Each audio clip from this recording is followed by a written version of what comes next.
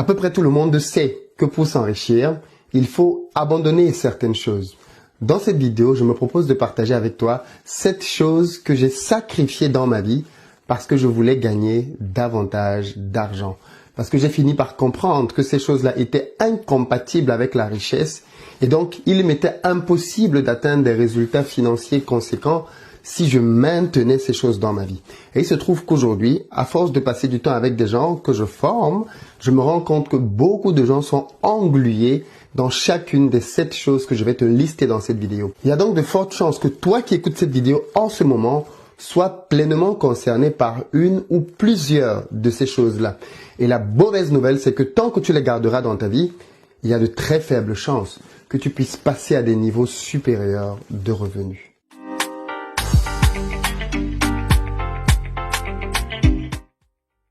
Salut à toi et bienvenue sur ma chaîne, moi c'est Philippe Simo et ici je parle d'entrepreneuriat et d'investissement parce que je suis convaincu que ce sont les deux piliers sur lesquels les Africains doivent s'appuyer pour faire émerger leur continent. Donc si toi aussi tu veux faire partie de cette belle aventure, 2 choses à faire. La première, abonne-toi à cette chaîne et active les notifications pour être informé de l'apparition de nos nombreuses vidéos hebdomadaires qui vont te donner du contenu business comme celle-ci pour t'aider à réussir dans les affaires. La deuxième, va dans la barre de description, clique sur le lien pour recevoir gratuitement le petit livret que j'ai écrit intitulé 10 bonnes raisons de devenir entrepreneur. C'est un tout petit livret qui se lit rapidement et qui va te permettre de te bâtir un bon mindset pour t'aider à te lancer et à réussir dans les affaires. Alors petit rappel, si tu ne l'as pas encore fait, va rapidement dans la barre de description pour prendre ta place pour nos prochaines journées de formation en présentiel. Ça commence vraiment à se remplir. Alors on a 2 dates en Europe, le samedi 25 janvier 2020 à Paris et le week-end d'après, le samedi 1er février 2020 à Bruxelles. On arrive en Belgique, les amis, prenez rapidement vos places. Il va être question pour nous de voir des stratégies de prospérité en France et comment créer un business prospère avec les amis de la Belgique. Dans la barre de description, tu as des liens et des vidéos qui te donnent le programme de chaque journée. Ensuite, on ira en Afrique pour 3 dates. Tout d'abord au Cameroun, le 8 février. Ensuite, à Abidjan, le 22 février. Et enfin, à Dakar le 14 mars. J'avoue qu'il y a un petit doute sur la date de Dakar parce que je suis en train de boucler avec Tion Yang pour savoir si on le fait le 14 ou plutôt le 21. Dans tous les cas, ce sera l'un des 2 week-ends, mais vous pouvez déjà réserver vos places. Et puis si tu ne le sais pas encore, il y a une promotion en ce moment pour quelques jours seulement d'une réduction de 50% sur un pack formation poulet pisciculture. Je ne t'en dis pas plus. Dans la barre de description, tu as aussi le lien gratuit qui te permet de pouvoir regarder le premier module. Tout le monde doit lancer quelque chose en 2020 pour commencer à augmenter ses revenus. Nous vivons tous dans un environnement médiocre parce que la société est médiocre. Ça veut dire que la société va nous pousser à avoir des résultats médiocres. Si tu fais ce que tout le monde fait autour de toi, alors tu auras les mêmes résultats que tout le monde. Si tu vas dans les mêmes écoles, si tu fréquentes les mêmes lieux, si tu manges dans les mêmes endroits, tu auras le même type de résultats. Tu sais qu'il y a un adage qui dit « dis-moi avec qui tu marches ». Je te dirai qui tu es. Parce que bien évidemment, l'environnement dans lequel on est définit qui on est. Et il se trouve que nos sociétés actuelles valorisent un certain nombre d'éléments qui sont anti-succès en réalité. Et dans cette vidéo, je vais partager avec toi 7 sacrifices que j'ai faits personnellement et qui m'ont permis de pouvoir m'éloigner drastiquement de la pauvreté. Le premier sacrifice que j'ai fait, c'est celui de m'éloigner des objets chers. L'une des pires erreurs dans laquelle je vois les pauvres fonctionner, c'est vivre au-dessus de leurs moyens. C'est quoi vivre au-dessus de ses moyens? C'est acheter les choses parce qu'elles nous plaisent sans considérer ce que l'on possède soi-même. En réalité, il y a des ratios économiques qu'il faut pouvoir observer quand on veut se faire plaisir pour acheter quelque chose. Et donc, moi, j'ai décidé, bien évidemment, de ne pas dépenser de l'argent dans les objets brillants, notamment quand j'essayais encore de me bâtir un patrimoine. Du coup, quand j'étais étudiant, j'étais vraiment très proche de mes sous et j'évitais de faire des dépenses farfelues. Par exemple, à cette époque-là, j'avais un budget de 250 € par mois et tiens-toi tranquille, avec ce budget-là, je parvenais à payer mon loyer, à me nourrir, à me vêtir et surtout à épargner de l'argent dans 250 € seulement. Comment était-ce possible? Eh bien, simplement parce que je prenais la bonne habitude d'acheter uniquement des vêtements pendant les périodes en solde, mais vraiment uniquement pendant les périodes de solde et généralement uniquement les vêtements dont j'avais besoin. C'est-à-dire que j'essayais de prendre le temps de réfléchir et de me poser la question de combien de jeans il me faut. En général, 2 jeans suffisent pour un semestre et voire même pour une année académique entière. Ensuite, au niveau des t-shirts, combien de t-shirts il me fallait? Combien de chemises il me fallait? Combien de pulls il me fallait? Et avec ça, j'avais ma liste de courses pour l'année entière. Je m'en foutais éperdument du fait de devoir porter plusieurs fois la même chemise tant qu'elle était propre, ou alors de porter le même jean tant qu'il était propre. L'idéal pour moi, c'était bien évidemment d'être propre sur moi. Et puis basta, le reste n'avait pas d'importance. Je ne m'encombrais pas non plus de téléphones chers ou même d'ordinateurs hyper chers à cette époque-là.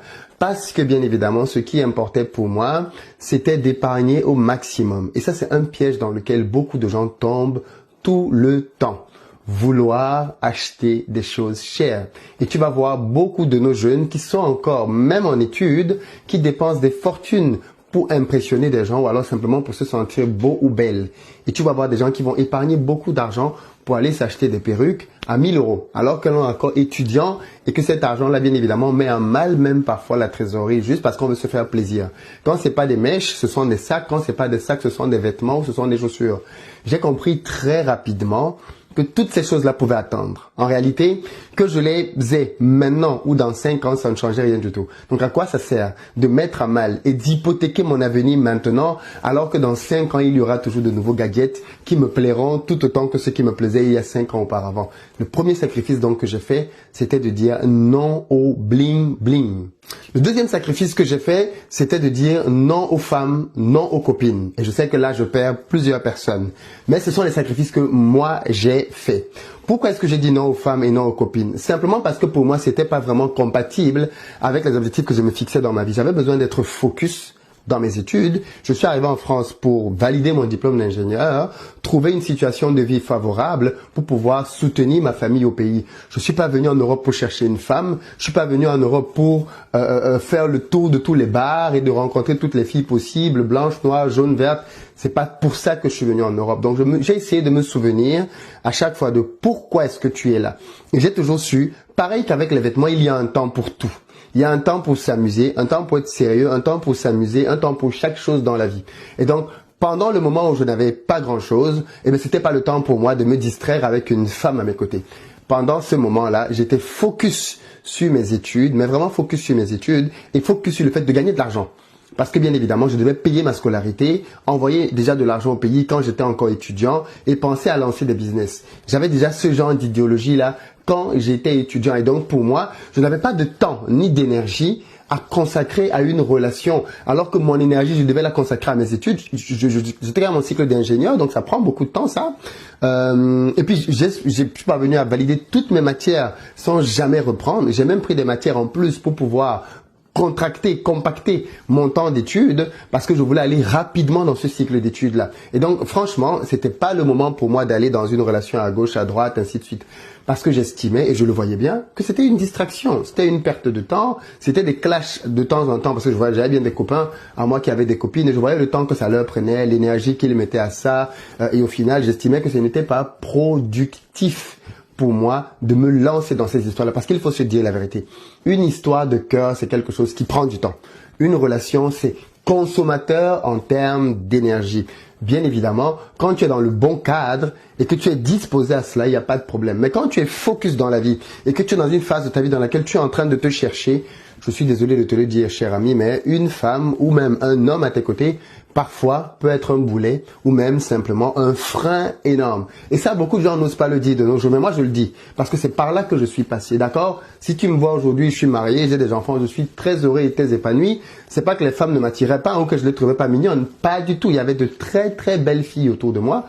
Mais bon, comme je l'ai dit tout à l'heure, il y a un temps pour tout et il y a un temps pour étudier et un temps derrière pour pouvoir être avec une femme. Et quand le moment pour moi est venu, à la fin de mes études, parce que oui, celle qui est devenue ma femme plus tard, je l'ai rencontrée à la fin de mes études. Donc effectivement, par la suite, j'étais beaucoup plus focalisé à bâtir ma vie puisque j'avais fini cette phase d'études-là. Et donc, j'étais beaucoup plus à même de pouvoir me consacrer entièrement à une relation, à étudier quelqu'un, à voir si on pouvait bâtir un projet ensemble. Et par la suite, tout ça s'est avéré payant et aujourd'hui, on est très heureux et épanoui. C'est le sacrifice que j'ai fait, quoi. Non aux femmes.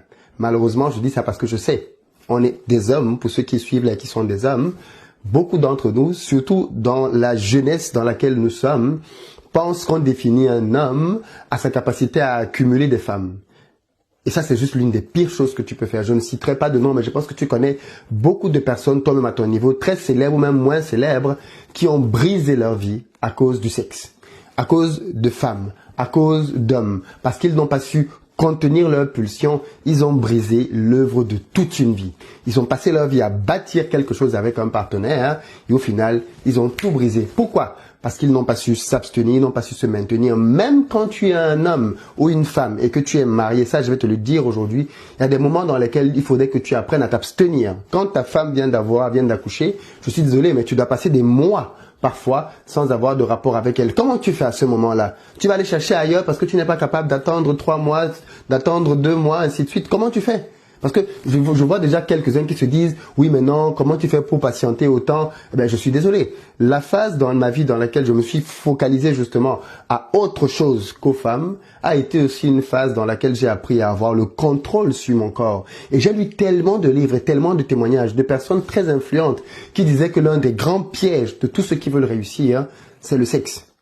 Et ça, je te le dis en toute transparence. Si tu ne sais pas gérer cet aspect de ta vie-là, c'est lui qui va te détruire. Parce que je sais aussi que beaucoup de petits malins veulent devenir riches parce qu'ils se disent qu'avec la richesse, ils vont pouvoir accumuler encore le nombre de femmes avec lesquelles ils vont pouvoir aller. Tu peux le faire si tu veux. Mais la réalité est que tous ceux qui sont passés par ce chemin avant toi, qu'est-ce qu'ils ont bâti? Qu'est-ce qu'ils ont bâti en termes de vie familiale? Aller faire la jet set à gauche, à droite. Ok, mais qu'est-ce qu'ils ont bâti? Regarde bien, même ces personnes-là que tu pouvais admirer il y a 5 ans, il y a 10 ans, qui passaient leur temps à aller en soirée ou en boîte de nuit. Quand tu vois ce qu'ils sont devenus aujourd'hui, est-ce que c'est ce que tu as envie de devenir? Si la réponse est non, pourquoi tu veux emprunter le même chemin? Pourquoi? Pourquoi tu veux emprunter le même chemin? En tout cas, clairement, moi, c'est un sacrifice que j'ai fait et je tenais à te le marteler. Les femmes, le sexe, et pareil pour les filles, hein, les hommes, le sexe, toute chose à un temps. Troisième sacrifice que j'ai fait, ce sont les boîtes de nuit. Alors, c'est vraiment dans la même logique que les 2 premiers. Hein. Alors, je vais peut-être même te surprendre, mais de toute ma vie en France, on est là depuis plus de 12 ans, je ne suis jamais allé dans un club, jamais allé dans une boîte de nuit. Parce que je n'ai rien à y faire. C'est un lieu dans lequel on dépense beaucoup d'argent, c'est un lieu dans lequel on va se trémousser, c'est un lieu dans lequel on perd de l'énergie, on perd du temps.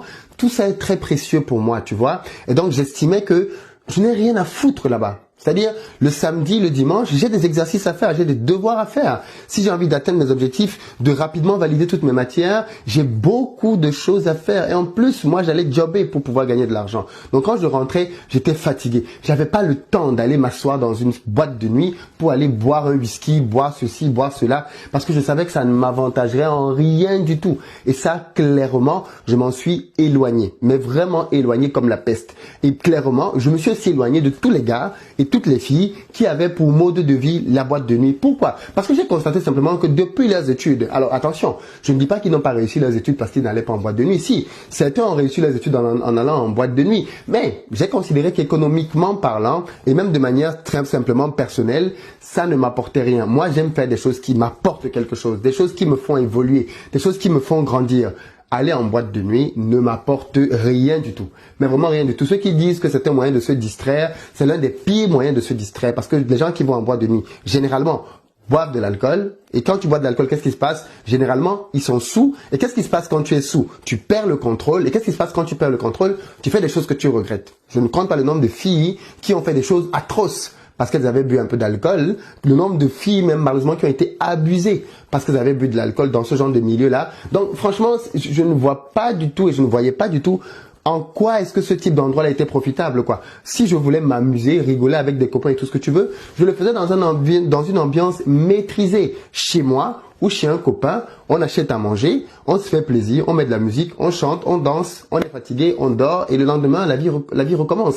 Mais pourquoi aller se mettre dans ce type d'ambiance-là, dans lequel, je vais dire, tu n'es plus au contrôle de quoi que ce soit et dans lequel tu peux juste te laisser aller, emporter à la vibe et en avoir des conséquences qui sont négatives. Moi, j'ai clairement dit non aux boîtes de nuit et j'en suis très content parce qu'aujourd'hui, justement, en tant que père de famille, eh ben, je suis bien heureux de voir que dans mes habitudes de vie, il n'y a pas ce type de choses-là. Et donc, comme j'ai des enfants aujourd'hui et que je sais que la meilleure école des enfants, ce sont leurs parents. Les enfants copient ce qu'ils voient. Mais je suis bien content que mes enfants puissent grandir dans une maison dans laquelle il y a un certain nombre de choses qui n'existent simplement pas. Parce qu'on n'est pas des as, des habitués de ces choses-là. Boîte de nuit, troisième sacrifice que j'ai fait.